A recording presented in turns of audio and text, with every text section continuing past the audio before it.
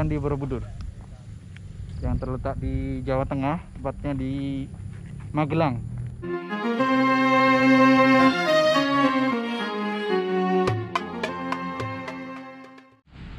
Assalamualaikum warahmatullahi wabarakatuh. Selamat datang kembali di channel Haji Mario. Mudah-mudahan kalian semua sehat, melimpah dan barokah rezekinya. Alhamdulillah masih bisa menyapa kalian. Saat ini saya berada di Candi Borobudur. Candi Borobudur ketika musim pandemi. Seperti apa kisahnya? Ikutin terus vlog saya kali ini. Di sekitar Borobudur kondisinya sepi. Kondisi sepi dan tidak ada, ditutup untuk umum Pak ya? Iya. Borobudur ditutup untuk umum.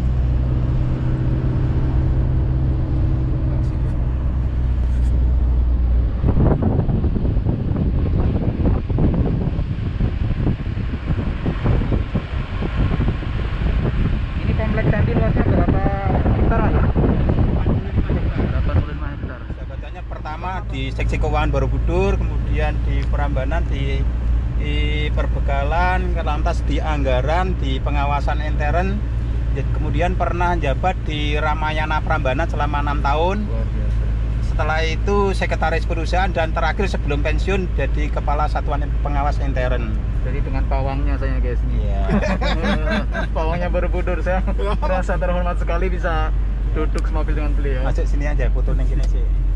Sini ngarep iki, Nah, kanan. seperti apa kondisi Borobudur saat pandemi ini? Saksikan terus penelusuran kita dan kalian pasti merindukan Borobudur. Borobudur ada di depan mata kalian.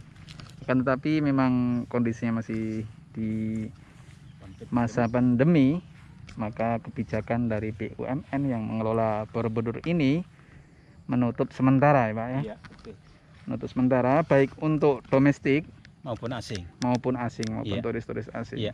Kalaupun buka masih dibatasi 20 orang dengan membawa guide, dijelaskan oleh guidingnya. Begitu. Iya. Iya, guiding. Iya. Iya, tour guide-nya harus Ya, harus benar-benar ada, betul. care, kemudian menjaga protokol kesehatan Pak ya. Betul ya. Iya. Jaga jarak, tetap pakai masker, Iya. cuci tangan dan sebagainya. Oh, luar biasa. Ya. Kemudian kata Bapak tadi sedikit obrolan di mobil, Ya. selama Bapak bertugas di sini baru kali ini Borobudur tutup, benar Pak? Betul ya. Selama ini baru kali ini karena memang situasi dan kondisi yang tidak memungkinkan, takut menular ya Iya, wabahnya terjadi. itu, sehingga ya mana istilahnya itu mengacu dengan kebijakan pemerintah, tempat-tempat umum hiburan harus ditutup. Oh gitu Pak. Ini guys, Bapak Jamari. Jamari adalah salah seorang pakar. Beliau ini sudah di wilayah pemugaran Candi Borobudur sejak awal. Jadi Sejak awal 82 ya. 82 Pak ya? Iya, 82. Itu Borobudur masih berantakan Pak atau seperti apa? Ya. Boleh diceritakan kepada kami? Oke. Jadi waktu itu kan dimulai tahun 1960, Borobudur masih berserakan, didahului dengan konsultan untuk membenahi Borobudur, baik itu konsultan dari UGM maupun dari UNESCO, untuk merehab kembali Candi Borobudur. Kemudian semua pendanaan dari UNESCO dan semua yang masuk anggota UNESCO hampir mendukung. Dibangun mulai tahun 60, kemudian 70 hampir jadi, setelah itu diresmikan oleh Pak Presiden Soeharto tahun 1983. Luar biasa sekali. Ya. Kemudian setelah candi itu dibangun, sudah megah kembali, itu kalau nggak dilestarikan akhirnya akan jugur kembali. Makanya harus dibebaskan dari hunian penduduk sekitar. Kemudian dibentuklah suatu badan yang mengelola Candi Borobudur di luar yang Son 1. Yang Son 1 itu yang memelihara dari Purbakala, pegawai negeri semuanya dari Purbakalaan. Iya, betul. Kemudian yang di Son 2 itu manajemen taman wisata, itu merupakan PT Persero, BUM, salah satu BUMN di bidang pariwisata. Dia didanai dengan dana pinjaman OECF dan dana PMP, penanaman modal pemerintah. Total investasi waktu itu 70 miliar, 40 miliar dari Jepang, 30 miliar dari penanaman modal pemerintah. Lantas bangunan-bangunan yang ada di Borobudur maupun Prambanan hampir semuanya bagus karena konsultan perencananya dari Jepang juga. Baik itu kayunya harus kelas yang bagus, kemudian besi bajanya juga bagus, sehingga sangat-sangat bertahan mungkin sampai di atas 50 tahun. Lantas untuk operasionalnya itu kan jadi gini, diharapkan memang setelah candi itu dibangun sebagai peninggalan sejarah atau peninggalan nenek moyang kita bisa dimanfaatkan untuk kepentingan pengembangan pariwisata. Ini yang sangat luar biasa. Maka Borobudur sebagai salah satu keajaiban dunia, betul. Itu kemudian dikembangkan, dipasarkan baik itu ke Eropa maupun ke yang seluruh lain-lainnya, seluruh dunia begitu. Ya? Iya, gitu sementara yang dapat kami sampaikan. Selama musim pandemi ini sedang berhenti karena memang menganjurkan untuk mengikuti aturan pemerintah. Iya, itu tidak menyebarnya wabah yang sedang ada di seluruh dunia ini, Pak ya. Iya, betul. Harapannya ke depan ini terus diupayakan untuk pemugaran yang ramah lingkungan, Pak ya, dan betul ya. Bahkan ke depannya nilai historisnya, Pak. Iya.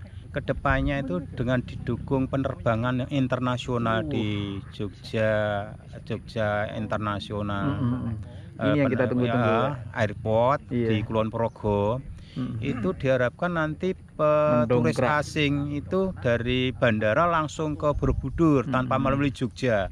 Mungkin setengah jam nyampe, nanti akan dibuatkan akses tol. akan semakin mudah. Diharapkan memang kedepannya setelah itu destinasi jadi, utama di wilayah sini, Pak. Sampai ada kunjungan 10 juta wisman yang masuk ke Borobudur. Makanya untuk kalau itu yang kemarin-kemarin ini terakhir 2019 masih di bawah 1 juta. Bawah 1 juta, Pak ya.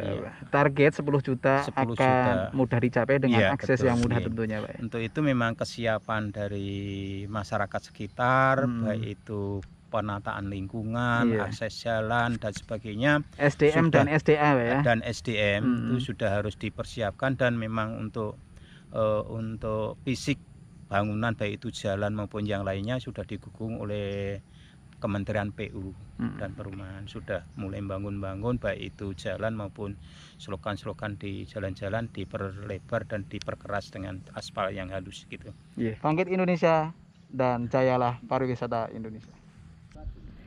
Ini salah satu komplek atau taman hijau di sekitar komplek Candi Borobudur yang luasnya adalah 85 hektar. Ini luas sekali, guys. Tuh Candi Borobudur. Salah satu keajaiban dunia. 7 keajaiban dunia yang ada di seluruh dunia. Borobudur menyimpan segudang kisah dan sejarah yang sangat mengharukan.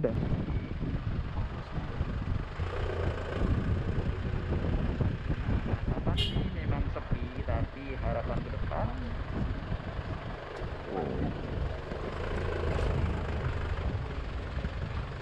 COVID-19.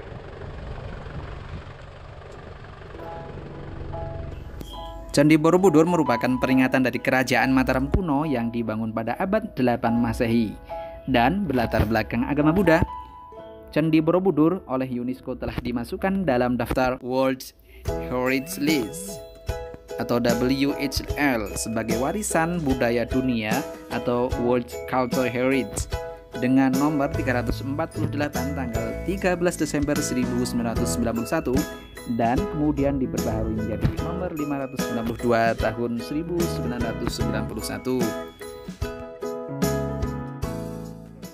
Salah satu 7 keajaiban dunia, Candi Borobudur, yang terletak di Jawa Tengah, tepatnya di Magelang.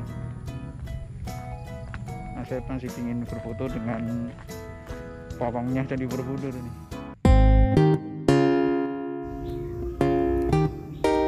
Sebagai warisan budaya dunia, Candi Borobudur memenuhi kriteria. Yang pertama, mewakili sebuah mahakarya kejeniusan kreatif manusia.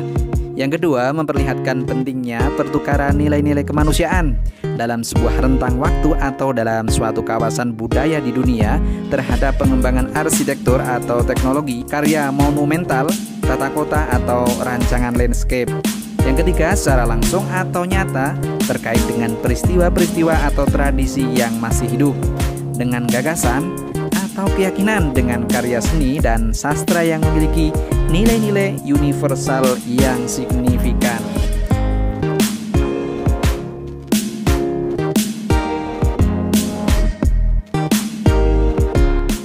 Berhubung pintu gerbangnya sudah tutup guys, kita tidak bisa naik. Cukup menikmati Borobudur dari sekian meter ini. Tapi hati ini sudah puas banget. Rasa kangen terobati. Jika kalian ingin berkunjung ke sini, silahkan persiapkan protokol kesehatan seperti masker, hand sanitizer, kemudian berbagai macam safety untuk kesehatan kalian. Karena saat ini walaupun masih pandemi, sudah dibuka dan dibatasi 20/20. Jadi beberapa rombongan hanya boleh terdiri 20, kemudian bergantian setelah selesai naik. Kalau kalian benar-benar menghibur kalian, jangan lupa like, subscribe bagi yang belum, komen dan share. Terima kasih sudah menonton. Thanks for watching and see you in the next video. Assalamualaikum warahmatullahi wabarakatuh.